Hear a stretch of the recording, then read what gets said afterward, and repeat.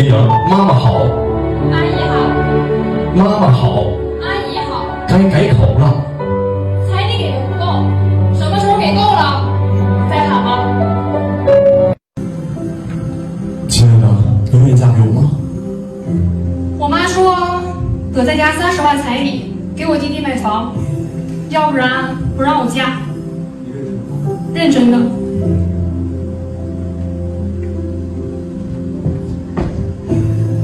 你一个小妈，你还彩礼给的不够，你不够你把彩礼呢？Humph. Do you really think you're that great? Look at yourself. You say the bride price isn't enough, then why don't you pay for it? If you're so capable, then you cover the bride price, you handle the whole wedding. If you're so great, then go ahead and do it. You keep saying the bride price isn't enough, then tell me, how much is enough? Give me a number. Is it 300,000 yuan? 500,000 yuan? Or does it have to be 1 million yuan before you're willing to call her mom? What gives you the right to put a price tag on yourself? Tell me, how much are you worth? How much do you weigh? Are we pricing you by the kilo? The way you're dressed sure looks expensive, and you keep talking about the bride price not being enough. Seems like you're pretty good at doing the math. If you want money, just say it directly. Don't act all high and mighty. If you're really worth that much, then put a price on yourself and let everyone see whether you're actually worth it. Do you even know what a bride price is? It's a traditional wedding custom, not your excuse to make outrageous demands. You're the one slapping a price tag on yourself and insisting the groom pays it in full. Only then is he qualified to marry you. Only then is he worthy to call your mom mom. Are you getting married or are you doing business? If you think the bride price isn't enough and you can't call her mom because of that, then don't get married. Just don't marry him. You speak as if you're so righteous, like everyone owes you something. Are you here to get married, or are you here to collect a debt? Let me tell you, if I were the groom, I'd slap you right across the face. Let you sit in the corner and cry all you want. You think you're a fairy? Some goddess from heaven? You keep saying the bride price isn't enough. Would 1 million yuan be enough for you? Would 2 million yuan be enough? If someone really had that much money to pay as a bride price, do you think they would still want to marry you? If you ask me, this groom is just too weak. He really should have slapped her. The bride price isn't enough, so what do you want to do? Marry someone else? So what you're saying is, if the bride price isn't enough, then you'll never call her mom for the rest of your life. You won't even sleep in the same bed as the groom. Only when the bride price is paid in full will you sleep in the same bed. And another thing, your mom says you have to help your younger brother buy a house. That's your family's issue. Why should the groom pay for that? Are you marrying into a family or selling yourself? If you think it's not worth it, then don't get married. Stop pretending to be the poor little victim. Let me ask you, when your younger brother gets married, how much bride price will your family give? Will your brother's bride throw a tantrum like this too? Other people know how to behave with dignity and restraint. But look at you, throwing a scene in public, making a joke out of yourself in front of all the relatives and friends. You keep shouting the bride price isn't enough, but have you ever thought, are you even worth that much? Let me tell you, on this important day with so many eyes watching, the groom is ready to spend the rest of his life with you, yet you're still here stirring up trouble. Look at this massive event that's been arranged for you. What more do you want? If you really have any sense of shame, don't cause a scene here. When you go home, call her mom if you want to, and if you don't want to, then don't. But don't embarrass yourself in front of everyone. You say the groom didn't give you face, but the truth is you're the one being immature. You think you're above everyone else, but in other people's eyes, someone like you isn't even worth a single cent.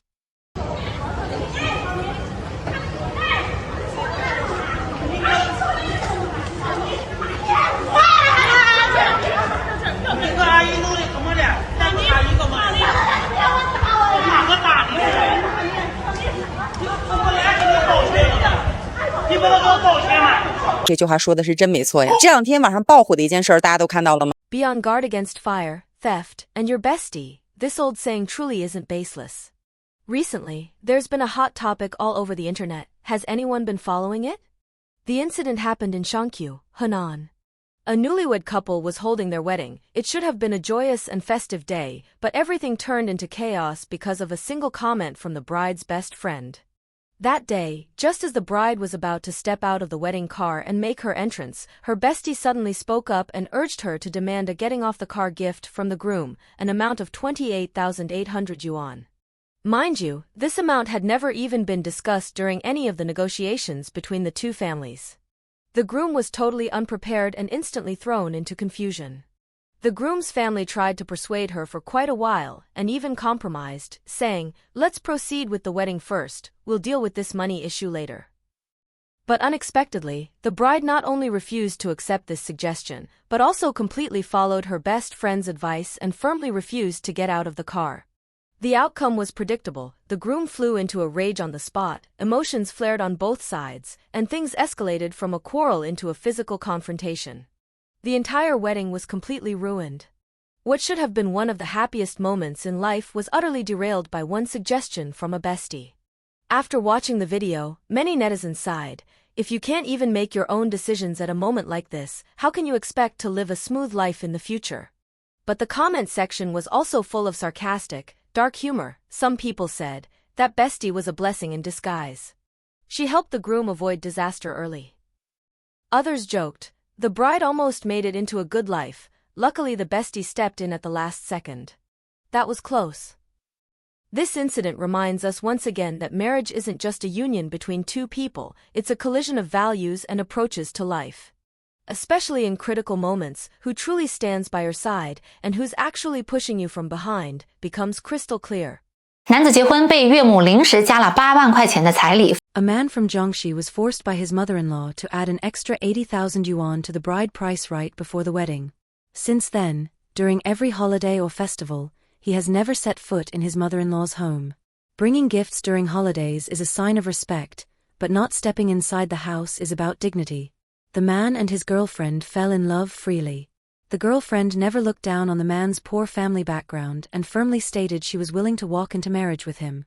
This pure love deeply moved the man. He cherished this sincere relationship and looked forward to a beautiful future.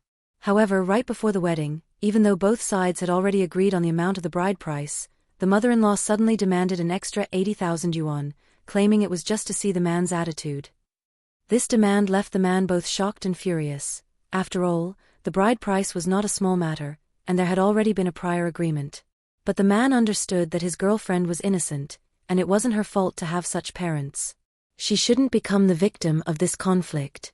So even though he was filled with resentment, the man still gritted his teeth and borrowed money everywhere to gather the additional 80,000 yuan. But this move by the mother-in-law was like a thorn, deeply stuck in the man's heart. Although after marriage the man and his wife remained deeply in love, the resentment toward the mother-in-law lingered like a shadow. Every time during festivals, out of love and respect for his wife, the man would still buy gifts and bring them to the mother-in-law's home. But each time, he would stop at the doorstep, put down the gifts, and turn away without stepping inside. He has persisted in this for 12 years.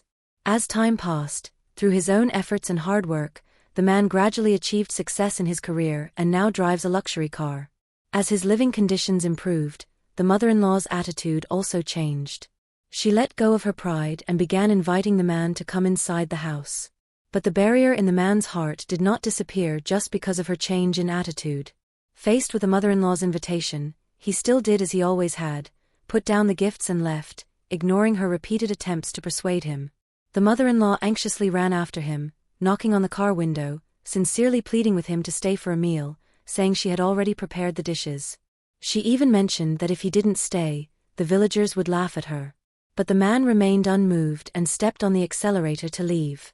This scene was seen by his wife through a surveillance camera. Her heart was filled with mixed emotions. She knew that her husband already made a huge compromise by sending gifts for her mother's sake. Her mother had planted a deep wedge in her husband's heart, and once such a rift occurs, it becomes as immovable as a boulder. This incident sparked heated discussion online. Some netizens said, "It's been 12 years, sending gifts to the doorstep without entering. On the surface, it seems he's giving face to his wife, but has he really considered how she feels? The man should take responsibility, take the initiative to communicate with his mother-in-law, and open up to heal the emotional wound. If everyone can be happy, and since he has accepted the marriage, then they are family. For the sake of his partner, he should let it go, otherwise everyone suffers. Of course, there are also netizens who said, the mother-in-law's move to suddenly increase the bride price back then already burned the bridge. Sending gifts every year but not entering the house is already the man's greatest grace. At the very least, he's done right by his wife. First came the injustice, then came the resentment. There is no hatred without reason in this world, and no love without cause. Sending gifts every year is an act of respect for his wife, but refusing to enter the house is the expression of a grudge against his mother-in-law. Some things, once wrong, remain wrong for a lifetime. When a person's dignity is trampled underfoot, you still expect him to be kind and generous, and to put the bigger picture first. What is the so-called bigger picture? Is it to hurt yourself to accommodate others? This is true in the workplace, and it's also true in marriage. What do you think? 农村的彩礼已经涨到了30万，现在光棍一抓一大把。 Nowadays, the rural marriage market is no longer what it used to be 10 years ago, especially when it comes to bride prices, which have seriously affected the real lives of countless marriage-age men. In many places now, especially in rural areas of central China, the bride price has risen to around 300,000 yuan. Under such circumstances, the number of bachelors has skyrocketed, and it can almost be said that you reach out your hand and you can grab a whole bunch of them. Just a few days ago, I went to my grandma's place to visit relatives, and took the opportunity to chat with my aunt about the local marriage situation. What shocked me was that in the village where my aunt lives, almost all the young men born between 1985 and 1990 are still unmarried. In other words, unmarried men aged 35, 37, or even 40 are everywhere. This age distribution also reflects a very realistic trend. In the past, 25 was already considered too old, but now men between 30 and 40 years old who are still unmarried are becoming more and more common. And this phenomenon is no longer limited to individual villages. It has become a widespread trend. Especially in Hunan, the problem of gender imbalance has become very serious. It may not be as noticeable in cities, but once you get to the countryside, the imbalance is particularly obvious.